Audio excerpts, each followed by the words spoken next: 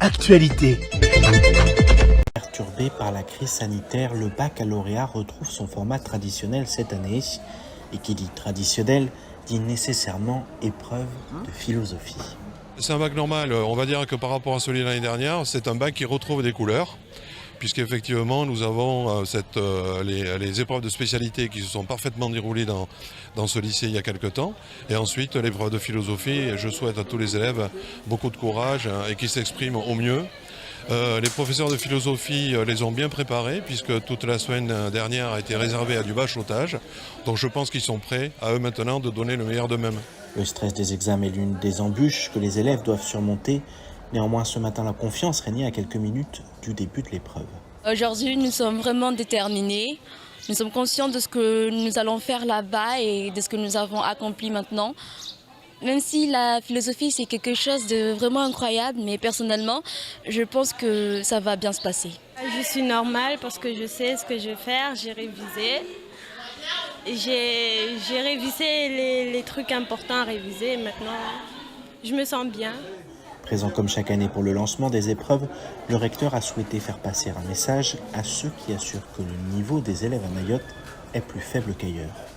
Moi, les élèves que j'ai pu interroger ont déjà eu tous des réponses positives sur leurs vœux sur Parcoursup, ce qui est à peu près conforme d'ailleurs à la moyenne nationale, puisque aujourd'hui, au niveau national, on est au-delà de 90% pour les bacheliers généraux d'élèves ayant eu des réponses, qui est à peu près ce qu'on trouve à Mayotte. Donc notre île n'a pas à rougir, on est largement dans la moyenne nationale, ce qui prouve qu'aujourd'hui, ceux qui arrivent jusqu'au bac sont à peu près dans les mêmes conditions d'accès aux études supérieures que les autres élèves. Alors on sait que nos résultats seront certainement en dessous de ce qu'on trouve à la métropole, donc on a encore quelques élèves qui sont en grande difficulté, ne le cachons pas.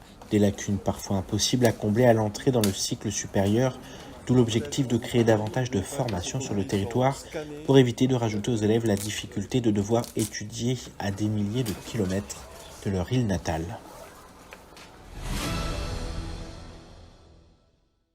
J'ai le grand bonheur d'avoir autour de moi des équipes qui croient au projet que nous défendons, qui ne se diluent dans rien, mais qui est un projet solide pour la ville de Sada et un projet solide pour Mayotte qui est connu, que nous développons.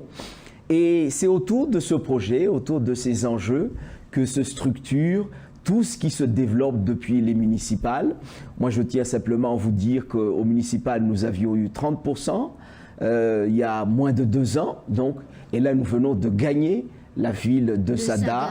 Et donc, c'est un travail de terrain, un travail de fourmi avec les habitants dans chaque quartier, parce que naturellement, la réussite en politique, c'est la proximité avec les habitants de Sada, et ils savent que jamais je ne les lâcherai.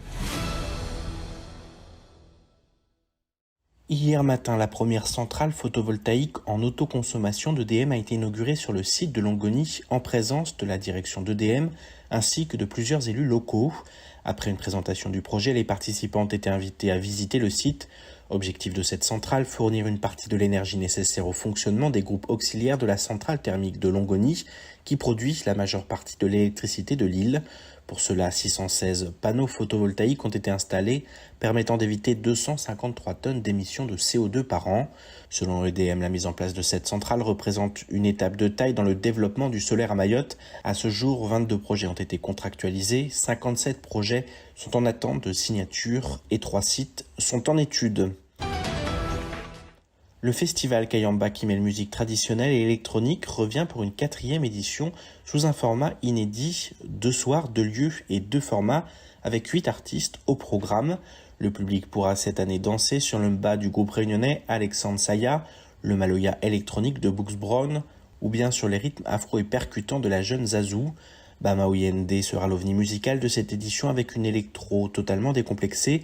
Poté se produira en live puis en DJ set. Désiré fera voyager entre Madagascar et Mayotte, et enfin Luminescence et DJ Gilles proposeront leurs différentes influences caraïbéennes.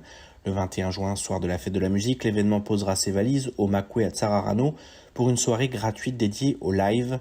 Le 25 juin, le festival, accessible pour 15 €, prendra ses quartiers à Musical Plage. Après 10 années passées à la tête d'Aerostral, Marie-Joseph Mallet a quitté ses fonctions de président-directeur général. Joseph Brema, directeur général délégué en charge des affaires économiques et financières de la compagnie, assurera la transition en tant que PDG jusqu'à la mise en place de la nouvelle gouvernance. Je suis aujourd'hui fier de tout ce que nous avons ensemble accompli, fier de la montée en compétence de l'ensemble du personnel qui permet à Aerostral d'être aujourd'hui une compagnie de référence dans l'océan Indien, a notamment commenté Marie-Joseph Mallet. De son côté, Joseph Brema a assuré qu'il souhaite inscrire ses missions au service de l'intérêt de l'entreprise et la continuité du fonctionnement de la compagnie. Le 21 juin, il faut oser. Ouais. Il faut oser parce que ce soit dans la musique ou d'autres domaines, il faut oser parce que c'est justement, moi je suis enseignante et en tant qu'enseignant, c'est quand tu fais des erreurs qu'on arrive à se corriger. Donc il faut aller, il faut s'inscrire. Les inscriptions ont déjà commencé et va durer jusqu'au 19 juin. Là, il faut aller sur le site de l'OCDE ou bien se déplacer carrément à l'OCDE pour retirer la fiche d'inscription. Pour ceux qui ont des copains qui hésitent un peu, n'hésitez pas à les amener et puis les sensibiliser à les inscrire parce qu'on ne sait jamais ce qui va se... Peut-être il y a des talents certainement, il y a des talents certainement derrière, donc il faut y aller. Créée en 2014, l'association AWA Air s'apprête à entrer dans une nouvelle étape. Pour ce faire, une nouvelle présidente a été nommée et elle compte bien faire de la pollution un sujet de premier ordre à Mayotte. Nos ambitions, c'est de continuer les travaux qui ont été initiés par mes prédécesseurs il y a quelques années. C'est de continuer à faire des mesures au fait de la qualité de l'air ici à Mayotte et puis de sensibiliser et d'informer la population. En fait, on doit amener des actions éducatives en faveur des populations jeunes, c'est-à-dire à l'école par exemple, et puis aussi au niveau des décideurs, pour qu'on prenne vraiment conscience des risques qu'on a. On voit qu'à Mamoudzou, la ville est saturée par rapport aux véhicules, et il y a énormément de rejets, il y a énormément de pollution. La pollution, c'est tout bonnement très dangereux elle est très dangereuse pour la santé. Et donc aussi, on ne fait rien. Et en plus, il y a le réchauffement climatique. Donc si on ne fait rien, c'est clairement notre santé à nous qui est menacée. À Mayotte, le parc automobile ne cesse de grandir chaque jour, une véritable problématique, d'autant que nombreux sont ceux à pouvoir encore prétendre à se procurer un véhicule. Il faut savoir qu'à Mayotte, je ne prends pas trop de risques en disant qu'il y a encore plus de la moitié de la population qui n'a pas encore accès aux véhicules, aux moyens de déplacement sur l'île. Donc il faut bien imaginer que du coup à l'heure actuelle, si l'état du réseau, en fait, on connaît les bouchons, etc., qu'on peut voir à Kaweni, ça, il manque encore beaucoup de voitures, parce que les Mahorais font forcément du coup s'équiper, et du coup, le réseau, en fait, il va continuer à avoir cette augmentation des véhicules, alors que, en fait, on ne peut plus trop supporter ces véhicules-là sur l'île. Donc nous, plus de véhicules, ça veut dire de toute façon, automatiquement aussi, beaucoup plus de pollution. Notamment, donc, du coup, on augmente cette pollution qui est aux particules fines et aussi au benzène. Donc voilà, donc là-dessus, on est sur une augmentation sur les derniers jours. Donc légère augmentation pour l'instant, mais il faut voir encore dans 3, 4, 5 ans, et c'est probable que du coup elle continue. Après 8 années d'existence, AWA fait aujourd'hui pleinement partie du paysage et son rôle va s'accroître à l'avenir. C'est du moins ce qu'espère son directeur. L'association grandit et prend de l'ampleur. Nous accueillons encore aujourd'hui un nouvel adhérent qui est la communauté de communes de Petite Terre. Il en reste encore.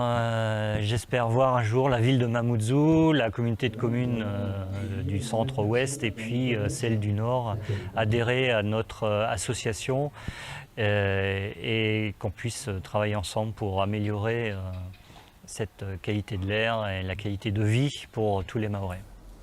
Certaines collectivités manquent encore à l'appel. Néanmoins, AWA compte bien poursuivre ses missions, à commencer par celle qui consiste à assurer que l'air que nous respirons est de qualité. Outremernews.fr, le site de l'actualité outre-mer, 24 heures sur 24 et 7 jours sur 7. Retrouvez la chaîne Outre-mer News sur YouTube.